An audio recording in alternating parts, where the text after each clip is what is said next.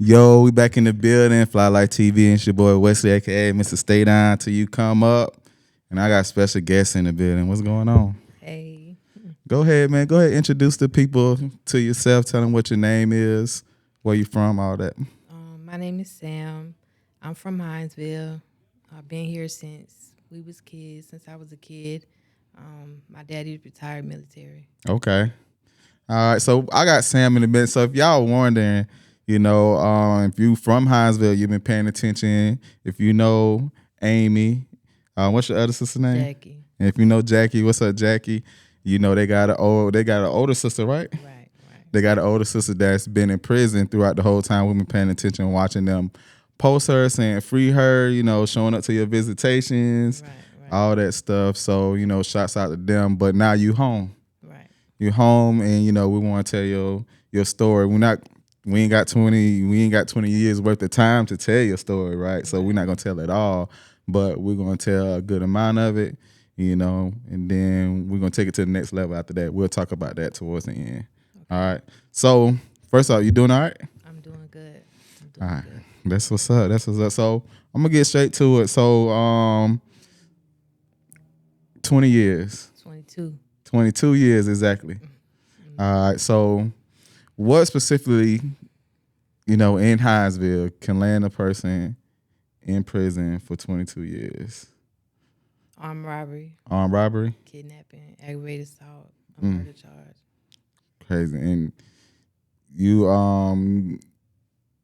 stayed in jail and you went to court. They sentenced you to 22 years. No, it sentenced me to 35.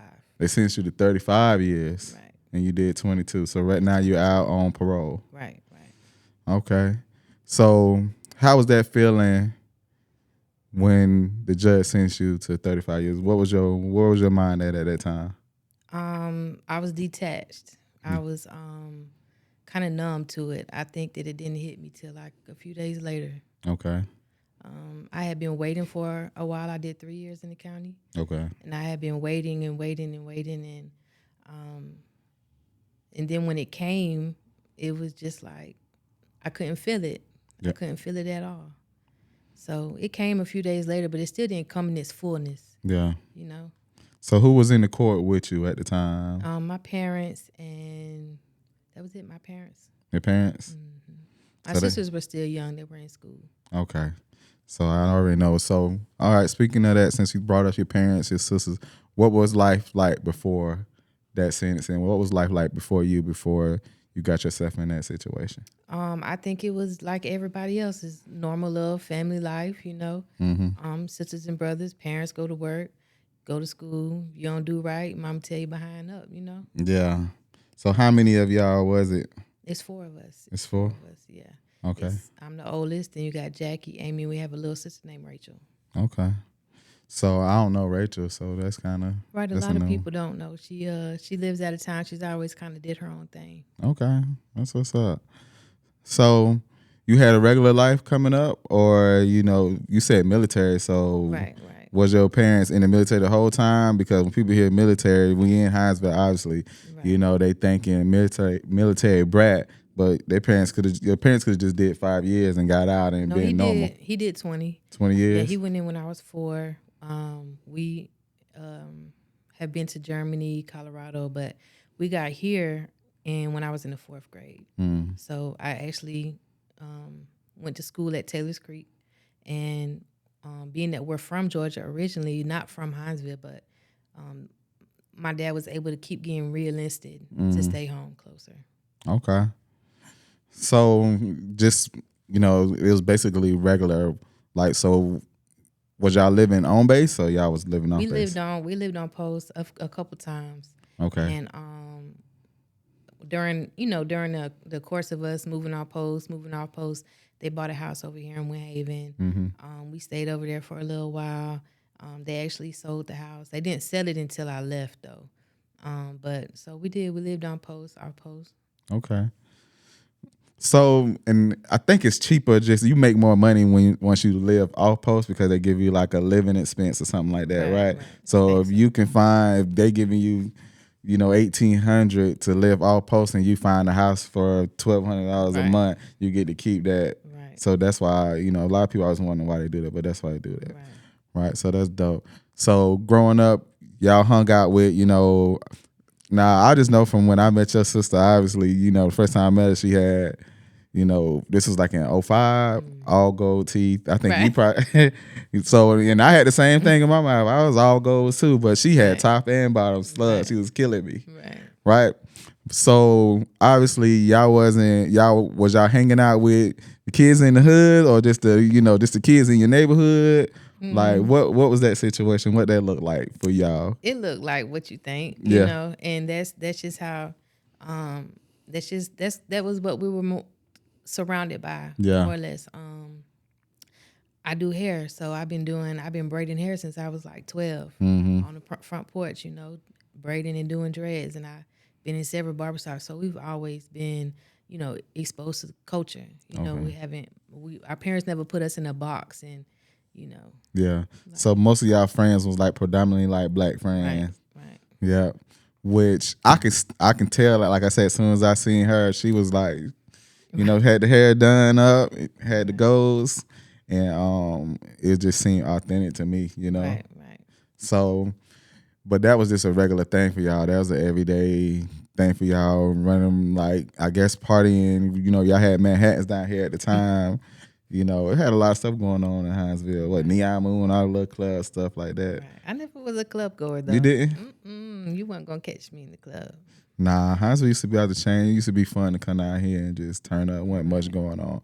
So, but at some point in time, like it had to be like a turning point to where it went from, all right, we just hanging out, having fun, to just getting into little stuff. So I wasn't the best in school, I it was bad. Like I wasn't stunt school. Yeah. And I got put on punishment a lot, like for a long period of time. And since I couldn't go out in the daytime, I started going out at night. And I went out and I ain't come back in. So you just started sneaking out. And what you're saying, at some point in time you just left and you didn't come back? Right. Didn't come back mentally. I just Oh, okay, I got you now. I would just go out and that's just where I wanted to be at, Yeah. I mean, I wouldn't come home sometimes till my daddy was pulling out to go to PT. Yeah. At 6, 7 o'clock in the morning. Man.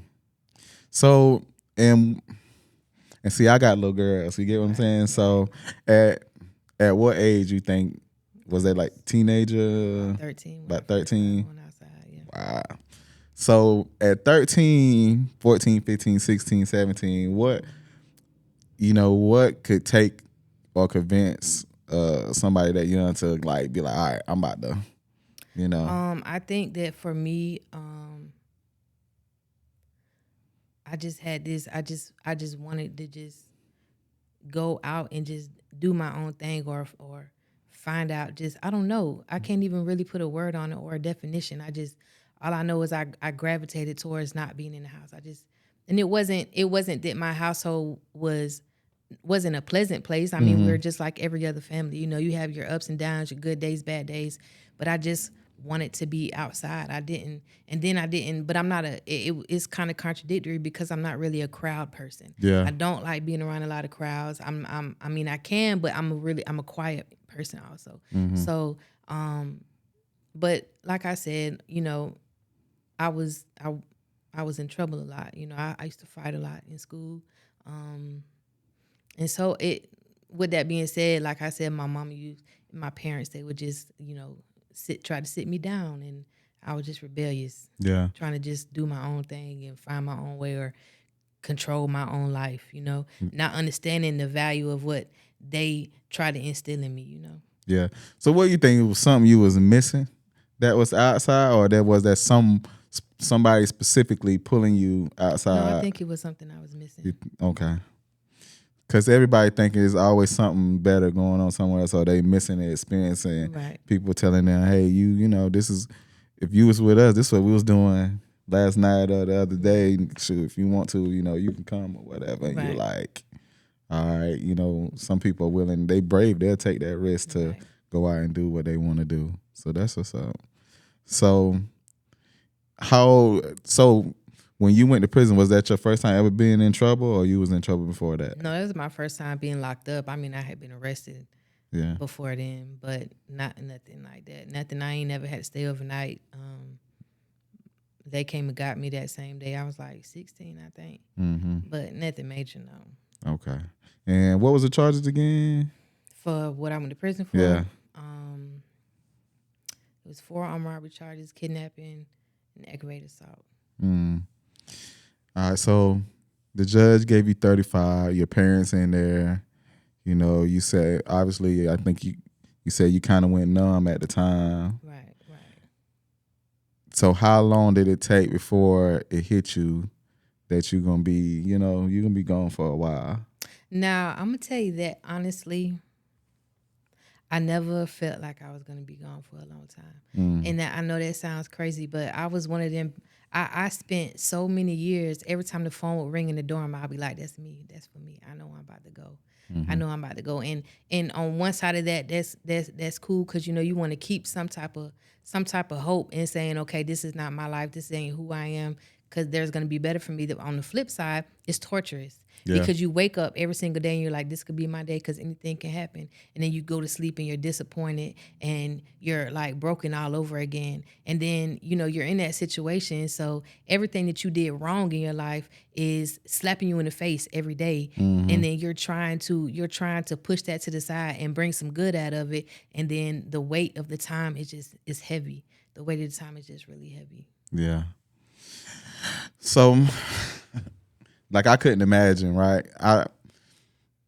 At some point in time, you had to be like, I'm on my own. Like this, I'm in a whole new place. I'm in a strange environment. Even though you did time in jail, Right. prison is different, right? It's a different. Yeah, it's a It's different a different environment. But I just, even though I wasn't like on my own, because I could never really say that because my family was there. But the first day when the cuffs went on me, I knew that was it for me. Yeah. I knew I was on my own at that point. Like I knew that nobody would ever be able to help me find my way through that situation but me. Exactly. So how did you cope with that, that feeling of, all right, I'm in here now. At some point in time you had to convince yourself and tell you, all right, I'm in here. I have to mentally prepare myself for what I got going on. How did you mentally prepare yourself to do that much time? My faith.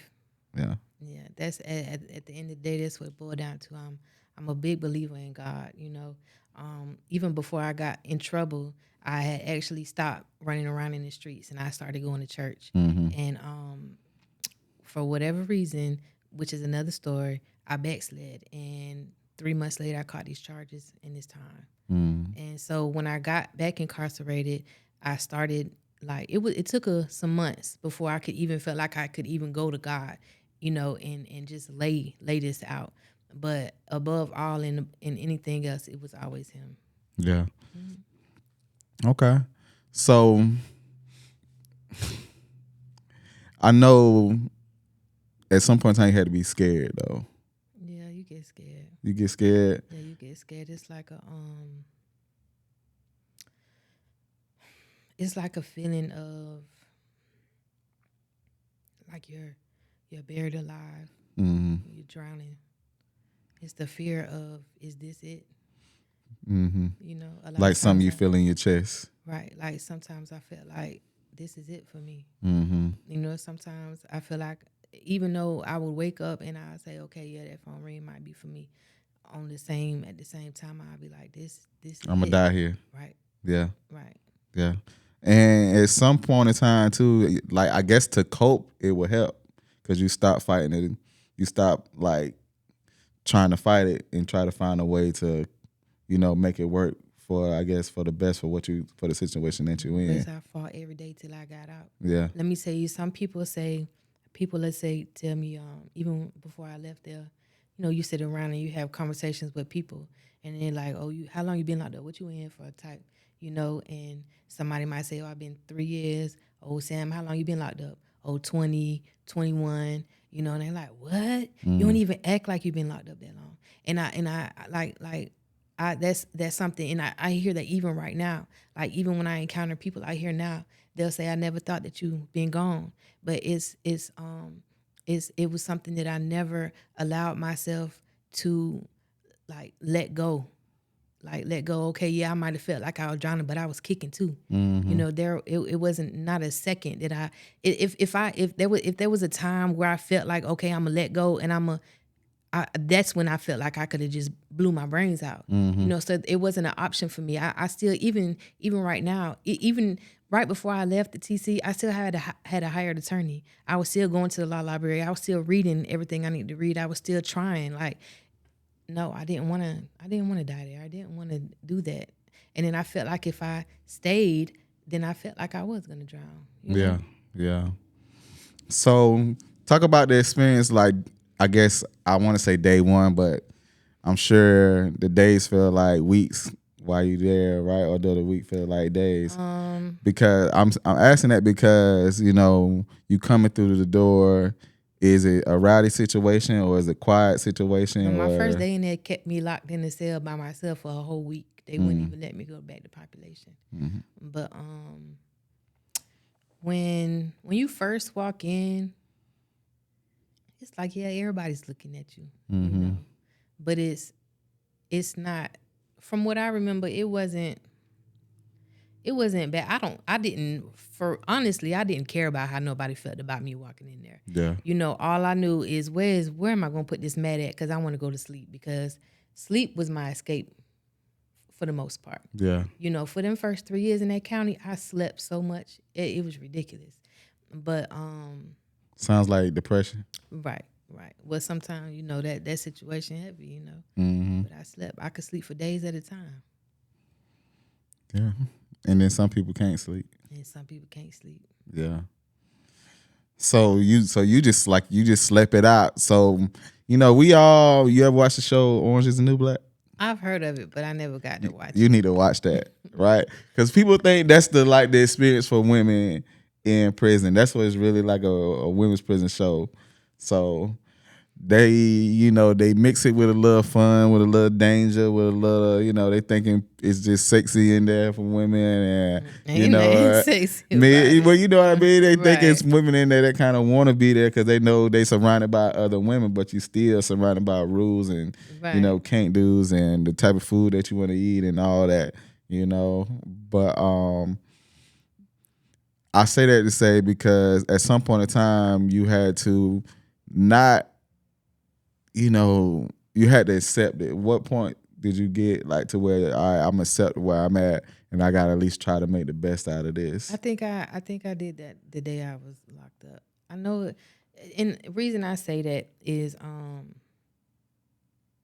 even though I say I felt like I was going home, you know, you have that part of you that, you know, you tell yourself one thing, but you know another thing. And it I remember my 8th year. I remember my 8th year. I remember laying in my room, and it just so happened to be November 24th. And that was the day that, you know, victim lost his life or whatever. And I sat in there, and that was the first time it hit me that, you know, that I had my hands in something that ended another person's life. And I felt like I felt like I understood why I was there. You know. And a lot of times we can, you know, say, you know, we only see one side of things. And so how would I feel if somebody hurt one of my family members? You know, it's two things I could do. I could let the system take care of it, or I could take care of it. But what makes me any better than the system? You know? And so I think that maybe it was around that time that I was just like, I'm here. And then mind you, also when I first went in, they did not have they didn't have what they call now like a PED, which is a parole eligibility date. You just went in and you had no idea when you were leaving. Yeah. Okay, so I would have people in one area that was telling me, okay, you're only gonna do 10 years. I had people that were telling me, oh, you might don't do that much time because you only drove So, anything can happen for you. You might can leave. And then I had other people that were telling me, you're going to spend a long time. So juggling between what they were telling me and then going to the law library and reading things up on my own, you know, it was it was a big contrast between stories and really what was going on. I always felt like that there was a chance for me. I remember when I first got in diagnostics, I was at Metro State Prison, and I filed my habeas in diagnostics. I had court dates going back and forth. It took a year and a half one time to get an answer from a judge. I had to call him on three-way with my sister on the phone. But I was always putting something in. So I never thought I would have done 22 years. But It sounds like somewhat you kind of kept it real with yourself to make what made it possible for you to survive. And that's a real thing when you can, look outside of yourself and look at somebody else's situation and put yourself in their shoes and make it to where you can accept, right, your own punishment for part you play. right. Because look, from my understanding, you ain't have to do nothing. If something goes down and you the driver or even yeah, if you you the do. passenger side, you might as well did it too. Right. That's how the law is. Yeah, that's how it is. You might as well done it too, unless you just got $1 million lawyer, right? And even then, sometimes it's still kind of rough. Right. If you were to read my indictments, it seems like I was the only person that did anything. Yeah. That's how the law is written. Yeah, that's exactly how it is. So, you said you probably slept like 3 years, right? Just try to sleep it off. Yeah, I could barely remember them first 3 years. Yeah. But I was also really like mentally detached. Like it's a scientific fact that you can detach from something and then you have no memory of it. Yeah. So it's crazy because I can sit up. I learned how to. I didn't learn how to draw when I was locked up, but I definitely refine my skill in there. And so I would sit and I would draw or I would read and I would just busy myself. And so I didn't pay attention to my surroundings. All I can really remember is really just what I just did for the first beginning of my sentence. Yeah. That's why I was gonna ask you what was so you got into year 4. What changed year 4 to where it's like you can't sleep no more, or you can't just sleep this when off? I got to prison. Okay, so at first they had you into a detention center or something like that? No, it was the county right down here. I don't know. Okay. Yeah, I did 3 years there, and then I got to Metro State Prison December 2005. So the sleep was over with then. Sleep was over. So what they do? They make you get a job and all that other stuff, right? Well, diagnostics is you have to go through all this testing and all of that. Do a lot of marching. I used to get in trouble because I wasn't marching. I'm not doing all that. I'm not chanting. I wasn't doing none of that. And I did hair. Made me a little money on the side. So how long you was there before you met people that you like? You felt like you can be cool with, and I wouldn't say trust, but you can stand to be around them to help you with your time. It was probably about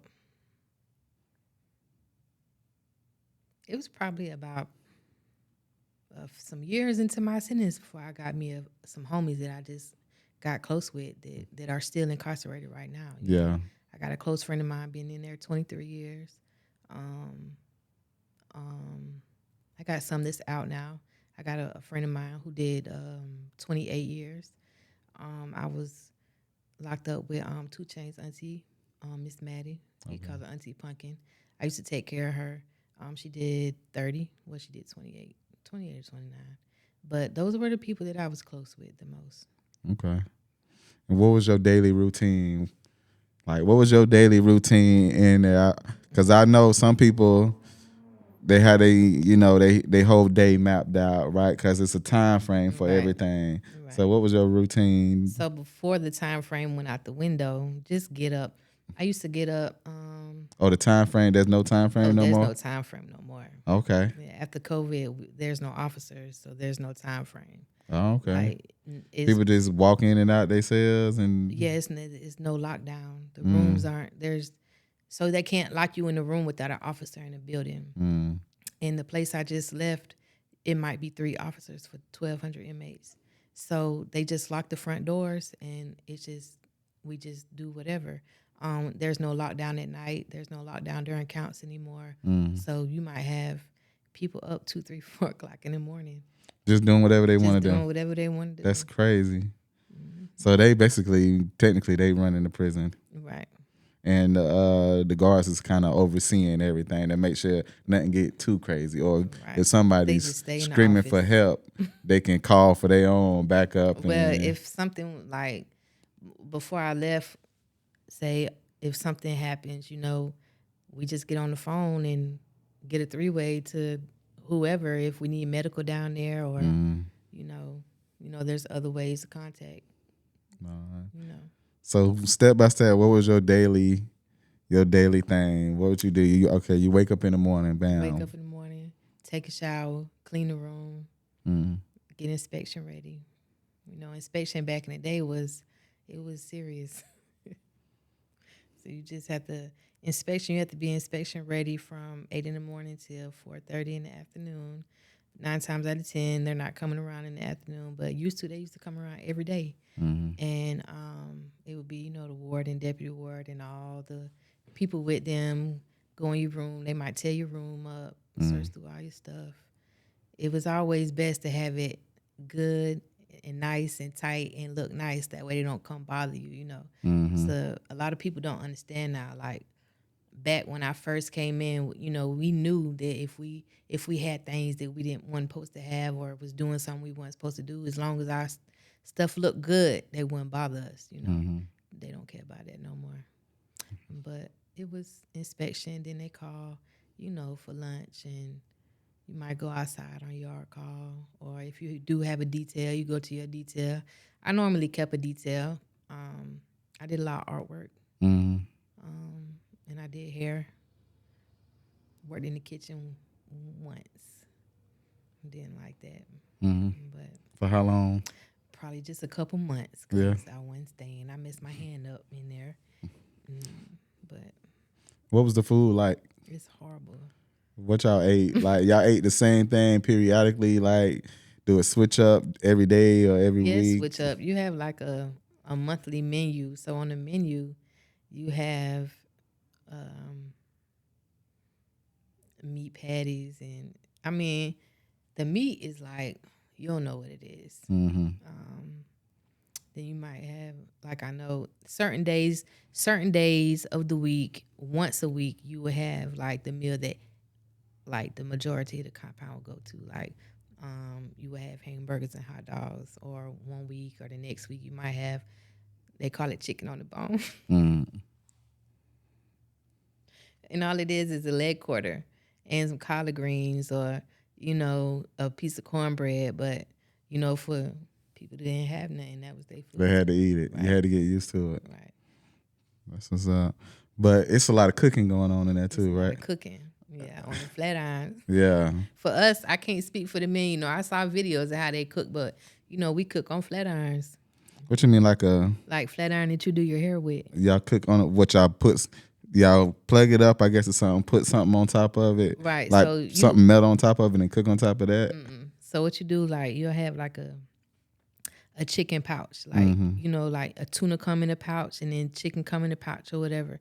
Or you might have like pouches like the beans and rice or something like that, and you take the food out of the pouch, and you just, if I'm cooking, I don't know, chicken and rice, honey, Okay. I'm putting it in the pouch. I'm doing whatever I'm gonna do, and then I'm gonna put the pouch in between the flat iron blades and just boil it like that. Okay. And that used to hit better than what they was giving. Yeah, I'm not. Yeah, I went to the dining hall, but I wasn't going every day, and then it got to a point where I just never went. What y'all call? So what's the best meal that y'all cook up? Because I watched $1 Million Worth of Game, and I watched Wallow. He did like 20 some years too. So he always talk about a chi-chi, and I guess that's you take the Roman noodle bag and you put all the different vegetables and all the other stuff into the bag, and I guess it's just noodles mixed with all type of different ingredients, whatever they can find, and they put it together. I think maybe we were a little bit more advanced than that. Yeah. So we would have like it was girls, so we got all these flat irons, so we might have we would cook a lot of like tuna patties, like salmon croquettes, and rice and mashed potatoes, and you might get some bread and then put the garlic, because we used to, get all the ingredients like seasonings and all that from the kitchen, and just macaroni and cheese, all that. So we would just sit there and we would have like 6 or 8 flat irons going at a time, and we just in there just cooking like Sunday. Yeah. Yeah. So at some point, I know at some point in time they had to move you. Did they move you around, or you stayed in the same Right. prison? So I did diagnostics at Metro. Then when I left Metro, I was at Alto. I was at Alto for about 8 years. I got in trouble, and then I got transferred to Pulaski. And I spent the rest of my time at Pulaski before I went to the halfway house. Because most people I talk to, they were moving around to 4, 5, 6 prison. I'm guessing because they getting in trouble, huh? Right. Well, I don't know. I think that it might be that. I think for everybody, it's different. We only have 2 big prisons for females, and you have 2 small camps. So there's only so much moving they could do when it comes to the females. But for the men, they have like 43 prisons. And so it's easier to say, okay, we're going to move you over here. Or it's now, if you have to be really getting in trouble to get a transfer, because it's hard if you just want to go. Yeah. Okay. Did you see a lot of violence while you was locked up? Yeah, in the later years, yeah. Like in the last, 4 or 5 years. That's when stuff started getting a little hectic. Right, when COVID came. What was the change? COVID made all the officers quit.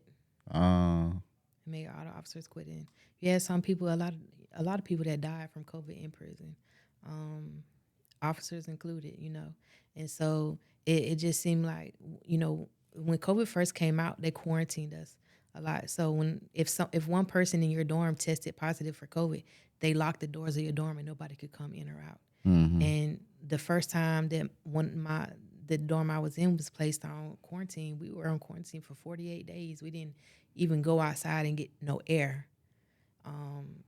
So like I said, the officers quit. And when the officers quit, obviously there's no supervision. So anything goes. So people started getting brave because they feel like they can get away with it, Right. or not only just get away with it, but get away for a long period of time too. Right. So, okay. And you pretty much dealt with that all the way till it was about time to go? Right, till I left. So, at what point in time did you get used to where it's like, you put anybody in a situation to where they try to make the best out of certain things, right? To where it becomes I wouldn't say a good time, but nobody wants to feel like they just, you know what I'm saying, Right. screwed 24/7. You're gonna find a reason to smile. So were there good times to where Right, you they found are. reason to smile? I got friends in there, just honestly, I got some homies in there. Mm-hmm. And we didn't have like, don't let a holiday come around, Yeah. So I was even just on the weekend. I was just about to ask you, what was the holidays? Right. We just like to cook and Yeah. make bottles Mm. and smoke a little bit, but So what's one of the biggest misconceptions about, women in prison or prison for women in general? it's more than just the videos you see with the outfits. Yeah. Yeah. Everybody, it's not they have their time. That's how they want to do their time. And, can't nobody take that from them because, they just want to party. And whatever makes their time pass by, that's on them, and that's cool. I was gonna say, what you mean the videos with the outfits? So you don't never see them? I only recently, like just yesterday or the day before, just recently seen the woman had like a homemade thong or whatever. Right. So that's the only time I've seen anything though. We make clothes. Like I done made some clothes. I used to make clothes a lot, but like clothes like if I was to make this outfit right here that you got on for somebody in there, then that's what I did. Like, and I got paid real well, making clothes for people. It's a lot of talent in there. It's a lot of there's a lot of it's really the situation is for me, and it all depends on how you view life and how you view things, depending on how you see a situation. For me, it was dark. It was dark, and it was dark when I looked around me because there wasn't a lot of people that I could relate to on conversation wise. I'm a nerd. I'm not gonna lie. I could sit here and read 18th century philosophical books, and that's just what I might want to do for days and days and days at a time. I'll go get me a table and sit down and just read and study and read and study. And so for me, it was a lonely place, you know. But for other people, you know, they just want to get high or they want to sit around and they want to watch TV. But the biggest, okay, let me think about your question. So National Geographic came to Alto one time, right? Okay.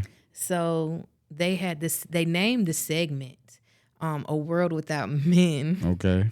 and it pissed me off so bad because I was like, don't just put females in a category to where the only thing that we measure up to is having a man. That's crazy to me because you know a female can have identity without a man next to her or around her, you know, and that for me it was that's what bothered me, and I was embarrassed by that situation. Yeah. I think because but there are a lot of females too that you know they want that in their life, and that's cool, or they're missing that, so they do what they want to do while they're in there, and it's just a lot sometimes. That makes sense.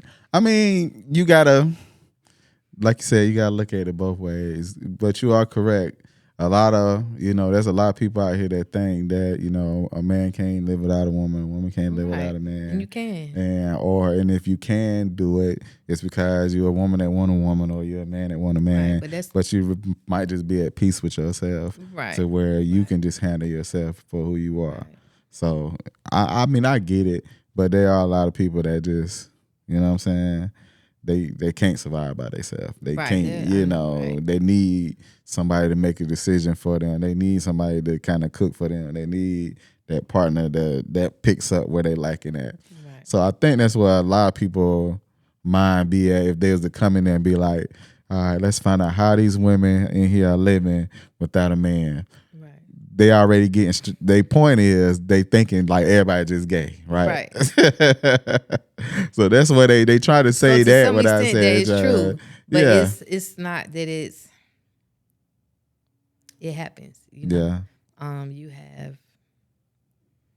I think that it's more acceptable, that women, engage with relationships with other women.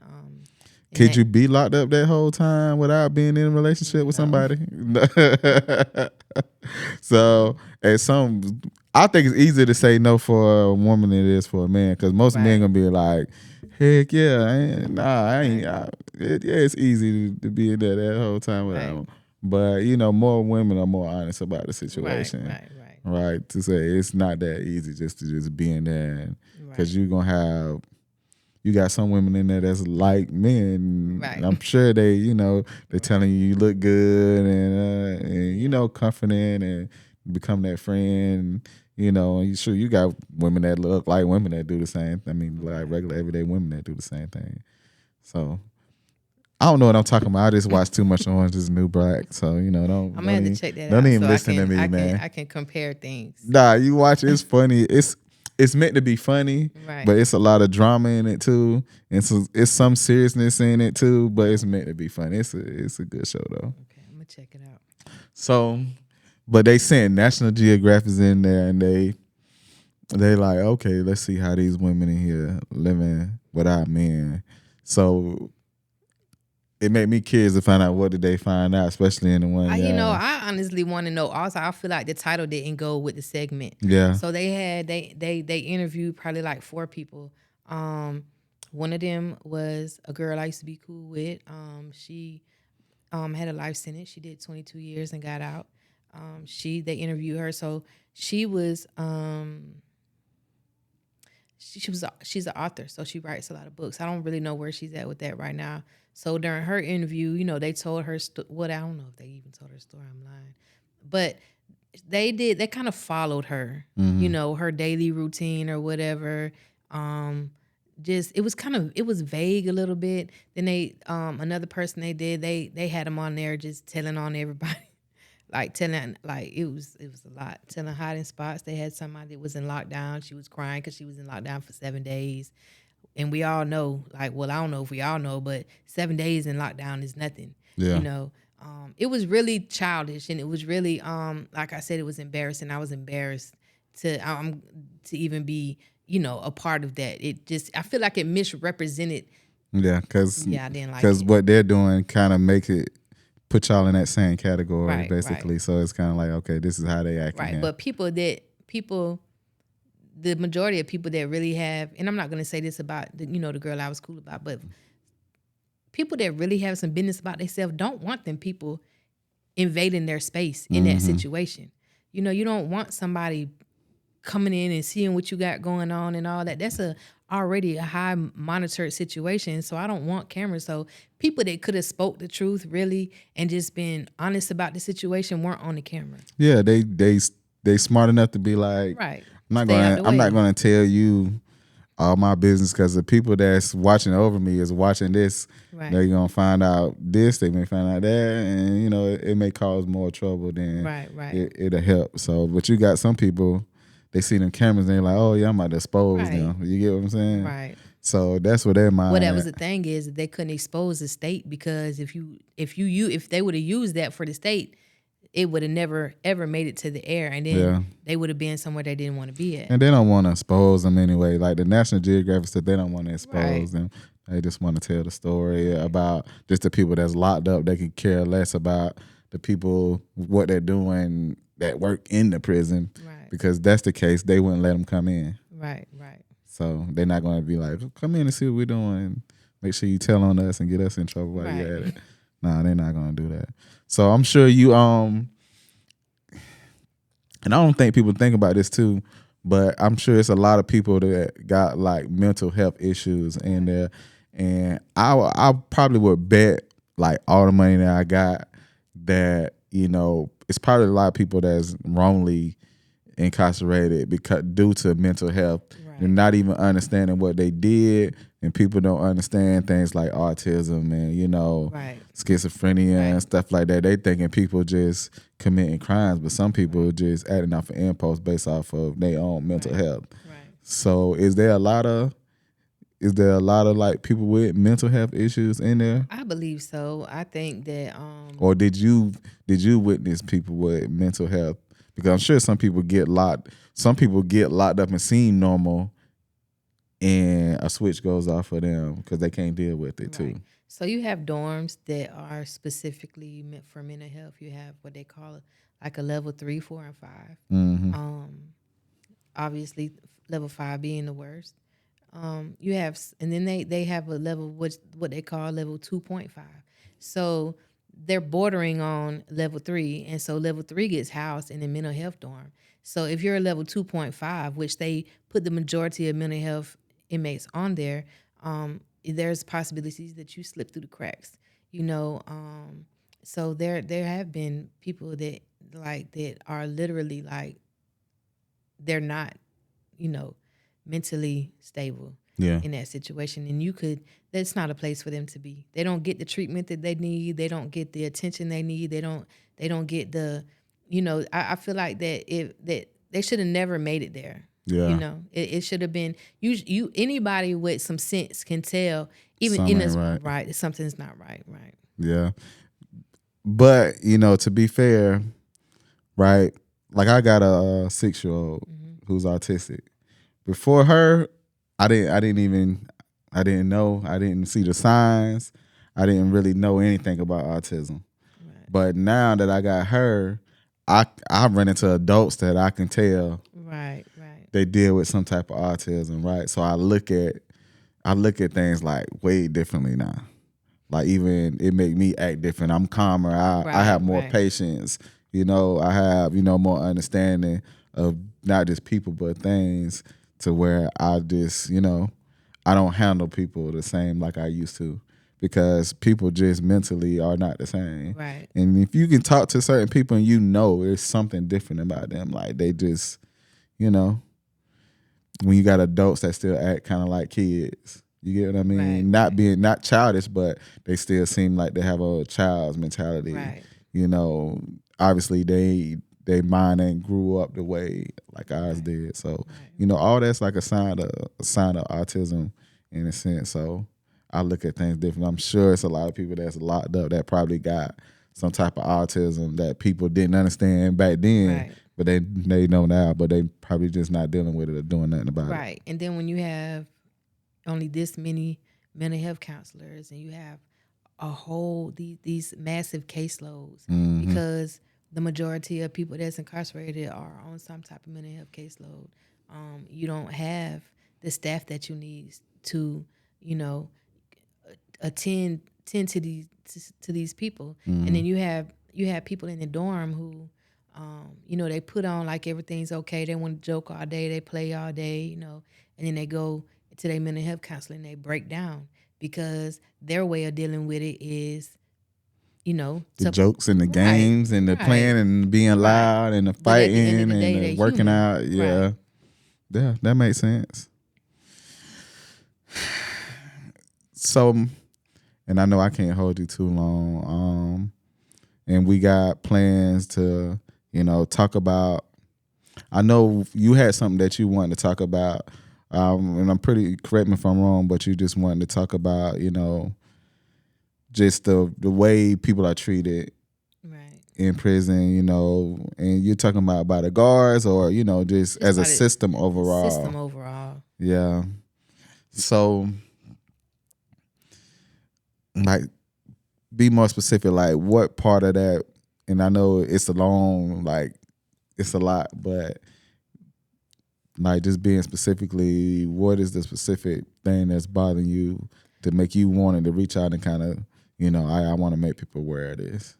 Right. So I think that the biggest thing for me is, you know, a person gets charged and convicted and they get thrown into that hole and basically they get forgotten. They get forgotten and then, you know, you have this stigma, I guess, that is placed on you. So, you know, you don't get treated. You know, you have your certain staff that'll treat you like, you know, a human, but then you have the majority of them that you're just a number for them. And so there's no humanness to it.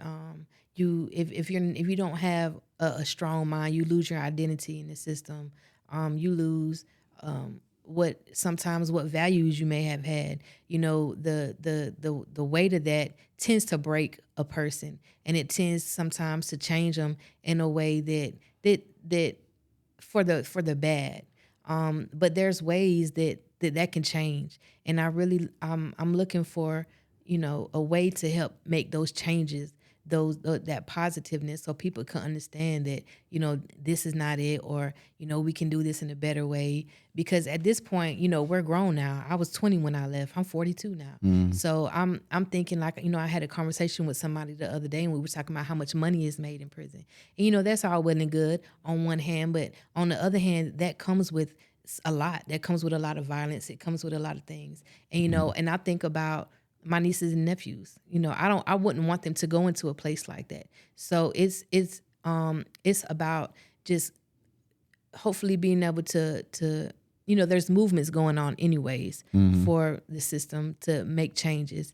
And, you know, what ways are really feasible? What kind of creative ways are there, ways to go in there and help where there really needs to be some help at? Because you're not trying to, it's like you go in there and you die almost. And you don't want people's spirit to die, because you have it's so much potential in prison. Like everybody's life in there has some value to it. And so you don't want them to lose that value, and you don't want anybody else to take it from them, you know? So I think that it's a focus on the individuals, not an inmate, but the individuals that are there, and what's going on and what you can do to alleviate some of that pressure and build some value to the individuals that's there. Yeah. So just trying to unwrap what you're saying a little bit. So basically, you're saying just systematically, Right. It's there's horrible. no, it's not a rehabilitation type of No, thing. it's not. It's more of a just, I'm sticking you here It's to a get cage. you, Right. It's you a know what I'm hold. saying, out the way until, but, and that's, I guess there's different places with different situations because, like you said, you was in the law library a lot. Right. And, I have multiple friends that's, in prison, that been to prison. Some of them, never know on their way back, hopefully not. But a lot of them go and they get their GED and Right. work on Right. degrees and change their life through the religion. Not saying they're gonna get out and do what they're supposed to, but a lot of them, that's the plan. That's a plan Right. for some of them. But where you at, I'm assuming that wasn't the case to where you know if somebody, I can't imagine being stuck in a hole just because I'm acting out due to maybe a mental illness or whatever, and you stick me in the holes because y'all can't deal with me now. I'm just in there, I guess waiting to die, waiting to try to kill myself, or Right. you know, So let me give you an example, right? all right, So you have and like I'm not they do have classes. They have classes that you take, but those classes are taught by your peers. yeah, Okay? So 9 times out of 10 when you're taking these classes, they just want to be able to do their paperwork and say, "Hey, I graduated X amount of inmates from this class. We got our paperwork okay, done. The audit is we're passing, yeah, whatever." Okay? So you have your everyday people struggle with how to approach situations or how to do things on an everyday basis.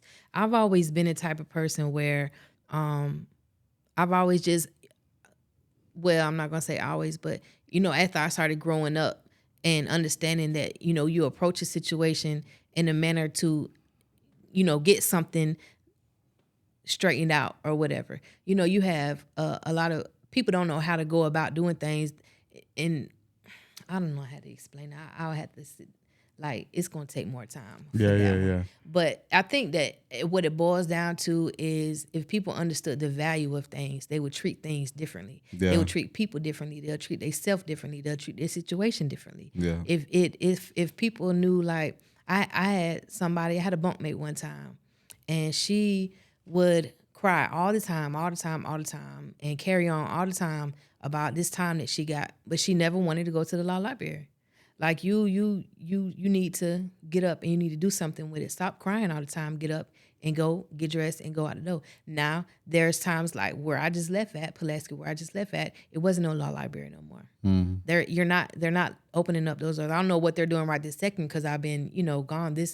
I've been gone from there for what this April, probably like 12, 13 months now. But when I left, it wasn't nothing to do. You weren't leaving the dorm. It had got just that violent. Especially the dorms I was living in. So there was nobody had a detail. If you went to school, you might as well move to another dorm because you wasn't going to school from out of that dorm. Like it's just, I don't know. It's really, like you said, it would be something for another conversation because it's really an extensive subject, and I don't want to sound vague about it, but it's a lot. So yeah, because definitely got to come back because I got about 50 more questions, right? But I don't want to like I said, I don't want to hold you too long, and I guess we'll go ahead and tell the people the plan is for you to come back, periodically, and I would like for you to be, in a state of mind to where you can tell some stories. Right. If you tell a certain story, people can understand and, probably grow from that story and get something out of it, because you want to be able to talk about how the guards treated y'all Right. or, how people deal with situations to where if you knew something and, sometimes you got to report certain things to help out yourself or other people or whatever. Don't mean it's to get somebody else in trouble, but you may got somebody that's just hurting themselves, and you got to report it and Right. and see how maybe they didn't deal with it the right way. You get me? Like it's all different type of stories that Right. you It can tell is. to I just try thought to help about like people. 4 of them just while you was talking. Yeah, yeah. So, now if you want to tell one of them, we got a couple more time, but I would like for you to come in, periodically and tell some of these stories because 20 years is a long time and an hour ain't enough to kind of Right. talk about it. But so we just kind of scratched on the surface a little bit. So is there something else you wanted to say before we end it? No, I think I'm gonna have to save those stories only because they're pretty. If I just came out with one of them, Yeah. then it would just seem like random. But Yeah, just a message if you want to, end it with a message or something like that. okay, so I remember right before I left, a lot of people always want to say how much of animals people are, in there. And there was this girl that was going through something, and nobody really know deep down what she was going through. And she tied a sheet around her neck and she jumped off the top tier. And for all these animals that everybody said like we so heartless, so many people ran up there to cut that sheet down. So she wouldn't die, because we've had so many females that would attempt to commit suicide, and just maybe to either move out of a dorm, get away from something that was going on, to maybe get out of lockdown, because you get left in lockdown and forgotten sometimes, and they died. They died because somebody didn't get to them fast enough, and so for everything that seems that it might just be so cold, sometimes it's really not. Mm. Well, that's what's up, man. Well, that's truth, man. That lets you know that people aren't animals. They just, Right. they just stuck in situations based off of decisions they made, Right. and now they got to find a way to deal with it. And some people get better from it. Some people get worse. Some people Right. cope. Some people can't. And that's why they end up making decisions to kill themselves. And Right. some people got people to help them live, and some people don't. Some people don't make it. But it's good though. You made it though. Right. Yeah, you still seem like you got your mental intact. Right. You growing, all that. So that's what's up. I appreciate you though. I appreciate you reaching out to me. Well, I appreciate everybody tagging me. Shouts out to them, man. Shouts out to your family, man. Wesley Fly Forest, Mr. Stay Down till you come up. Sam in the building, man. We gone, y'all. Thank y'all.